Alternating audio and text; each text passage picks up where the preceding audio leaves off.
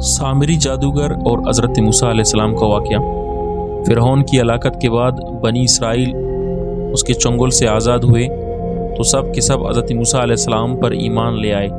حضرت موسیٰ علیہ السلام کو خداوند کریم کا یہ حکم ہوا کہ وہ 40 راتوں کے لیے کوہ طور پر اعتکاف کریں، اس کے بعد انہیں کتاب تورات دی جائے گی۔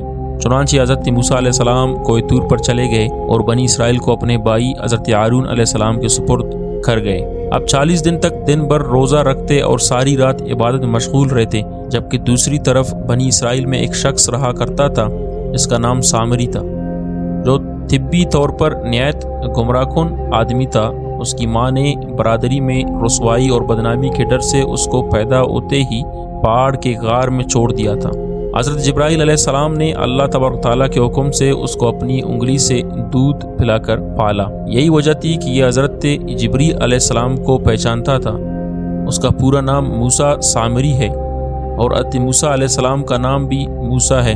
موسیٰ سامری کو حضرت جبرائیل علیہ السلام نے پالا تھا اور حضرت موسیٰ علیہ السلام کی پرورش فرعون کے گھر ہوئی تھی، مگر خدا کی شان کہ فرعون کے گھر پرورش پانے والے موسیٰ علیہ السلام خدا کے رسول ہوئے، اور موسیٰ سامری جو حضرت جبرائیل علیہ السلام کا پالا ہوا تھا وہ کافر ہوا۔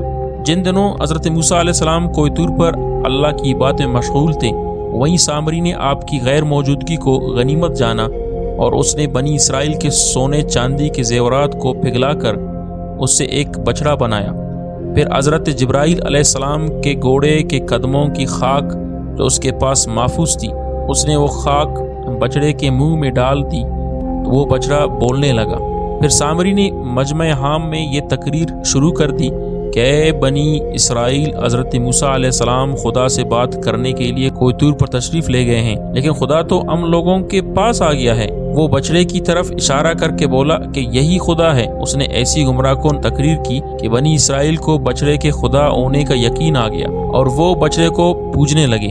بیان کیا جاتا ہے کہ اس وقت 12,000 آدمیوں کے سوا ساری قوم نے چاندی سونے کے بچڑے کو بولتا دیکھ کر اس کو خدا مان لیا اور اس کے آگے سر بسجود ہو کر اس بچڑے کو پوجنے لگے۔ چنانچہ سورہ الاعراف آیت نمبر 148 میں اللہ تعالیٰ ارشاد فرماتے ہیں، اور موسیٰ کے پیچھے اس کی قوم نے اپنے زیورات سے ایک بے جان بچڑے کو معبود بنا لیا جس کی گائے جیسی آواز تھی۔ کیا انہوں نے یہ نہ دیکھا کہ وہ بچڑا ان سے نہ کلام کرتا ہے اور نہ انہیں کوئی ہدایت دیتا ہے؟ انہوں نے اسے معبود بنا لیا اور وہ ظالم تھے۔ جب 40 دنوں کے بعد حضرت موسیٰ علیہ السلام خدائے عزوجل سے ہم کلام ہو کر اور تورات شریف ساتھ لے کر بستی میں تشریف لائے اور قوم کو بچڑا پوجتے ہوئے دیکھا تو آپ پر بے حد غصہ اور جلال طاری ہو گیا۔ اپنے جوش و غضب میں اپنے بھائی حضرت ہارون علیہ السلام کو ڈانٹا اور فرمانے لگے کہ کیوں تم نے ان لوگوں کو اس کام سے نہیں روکا؟ حضرت ہارون علیہ السلام معذرت کرنے لگے۔ انہوں نے کہا کہ بھائی جان، لوگ تو مجھے کمزور سمجھتے تھے اور قریب تھا کہ قتل کر دیں، تو ایسا کام نہ کیجیے کہ دشمن مجھ پر ہنسے اور مجھے ظالم لوگوں میں مت ملائیے۔ حضرت ہارون علیہ السلام کی معذرت سن کر حضرت موسیٰ علیہ السلام کا غصہ ٹھنڈا پڑ گیا۔ اس کے بعد آپ نے اپنے بھائی حضرت ہارون علیہ السلام کے لیے رحمت اور مغفرت کی دعا فرمائی۔ پھر آپ نے اس بچڑے کو توڑ پھوڑ کر اور جلا کر اس کو ریزہ ریزہ کر کے دریا میں بہا دیا۔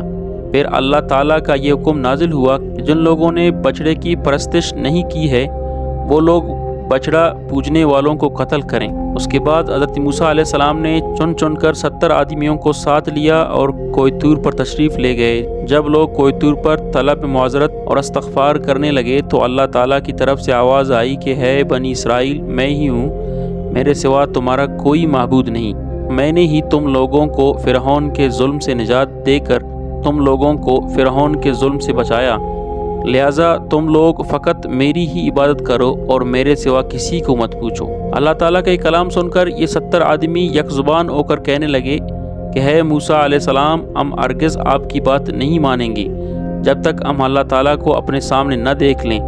یہ 70 آدمی اپنی ضد پر بالکل اڑ گئے کہ ہم کو خدا کا دیدار کروائیں ورنہ ہم نہیں مانیں گے۔ حضرت موسیٰ علیہ السلام نے ان لوگوں کو بہت سمجھایا مگر وہ اپنے مطالبے پر اڑے رہے۔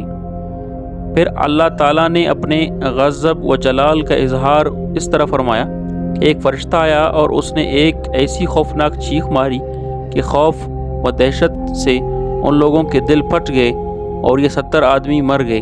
پھر حضرت موسیٰ علیہ السلام نے خداوند عالم سے ان لوگوں کے لیے زندہ ہو جانے کی دعا مانگی تو یہ لوگ زندہ ہو گئے۔